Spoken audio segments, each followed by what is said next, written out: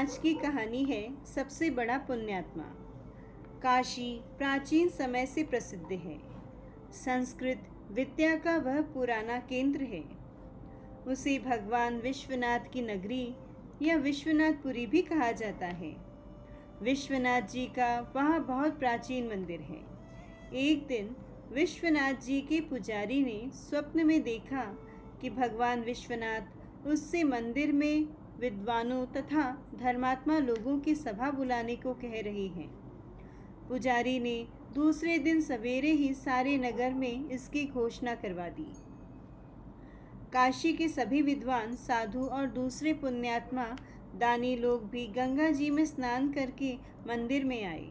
सबने विश्वनाथ जी को जल चढ़ाया, प्रदक्षिणा की और सभा मंडप में तथा बाहर खड़े हो गए। उस दिन मंदिर में बहुत भीड़ थी। सबके आ जाने पर पुजारी ने सबसे अपना स्वप्न बताया। सब लोग हर हर महादेव की ध्वनि करके शंकर जी की प्रार्थना करने लगे। जब भगवान की आरती हो गई, घड़ी घंटे के शब्द बंद हो गए और सब लोग प्रार्थना कर चुके, तब सबने देखा कि मंदिर में अचानक खूब प्रकाश हो गया है।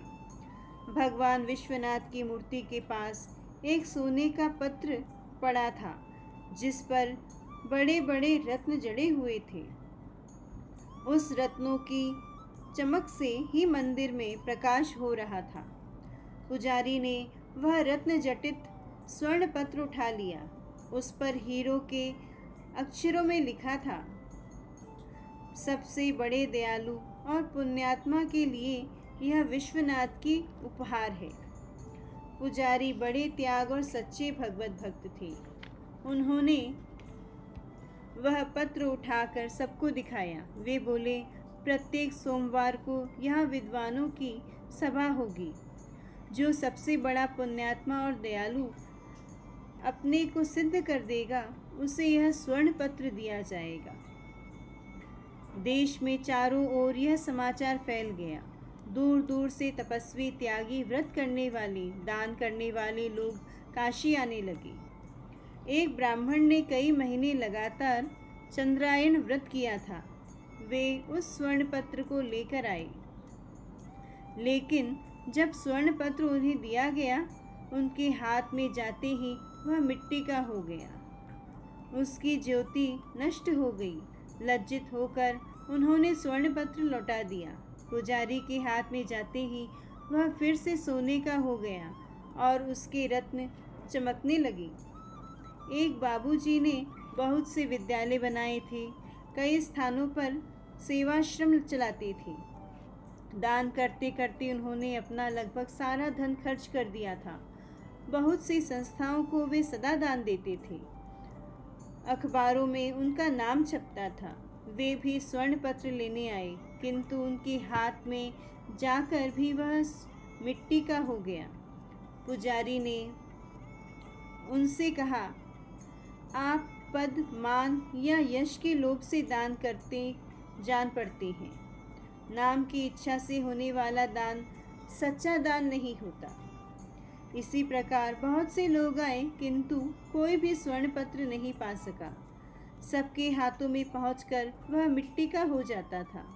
कई महीने बीत गए। बहुत से लोग स्वर्ण पत्र पाने के लोभ से भगवान विश्वनाथ के मंदिर के पास ही दान पुण्य करने लगे, लेकिन स्वर्ण पत्र उन्हें भी नहीं मिला। एक दिन एक बूढ़ा किसान भगवान विश्वनाथ के दर्शन करने आया। वह देहाती किसान था। उसके कपड़े मैले और फटे थे। वह केवल विश्वनाथ जी का दर्शन करने आया था। उसके पास कपड़े में बंधा हुआ थोड़ा सत्तू और एक फटा कम्बल था। मंदिर के पास लोग गरीबों को कपड़े और पूड़ी मिठाई बांट रहे थे, किंतु एक कोढ़ी मंदिर से दूर पड़ा करा रहा था। उससे उठा नहीं जाता था। उसके सारे शरीर में घाव थे। वह भूखा था, किंतु उसकी ओर कोई देख तक नहीं रहा था। बूढ़े किसान को कोढ़ी पर दया आ गई। उसने अपना सत्तू उसे खाने को दे दिया और अपना कम्बल उसे उड़ा दिया। वहाँ से वह मंदिर में दर्शन करने आया। मंदिर के पुजारी ने अब नियम बना लिया था कि सोमवार को जितने यात्री दर्शन करने आते थे, सबके हाथ में एक बार वह स्वर्ण पत्र रखते थे। बूढ़ा किसान जब विश्वनाथ जी का दर्शन करके मंदिर से निकला, पुजारी ने स्वर्ण पत्र उसके हाथ में रख दिया। उसके हाथ में जाते ही स्वर्ण पत्र में जड़े हुए रत्न दुगने प्रकाशित हो गए। सब लोग बूढ़े की प्रशंसा करने लगे। पुजारी ने कहा, यह स्वर्ण पत्र तुम्हें विश्वनाथ जी ने दिया है, जो निर्लोभ है, जो दीनों पर दया करता है, जो बिना किसी स्वार्थ के दान करता है और दुखियों की सेवा करता है, वही सबसे बड़ा पुण्यात्मा है।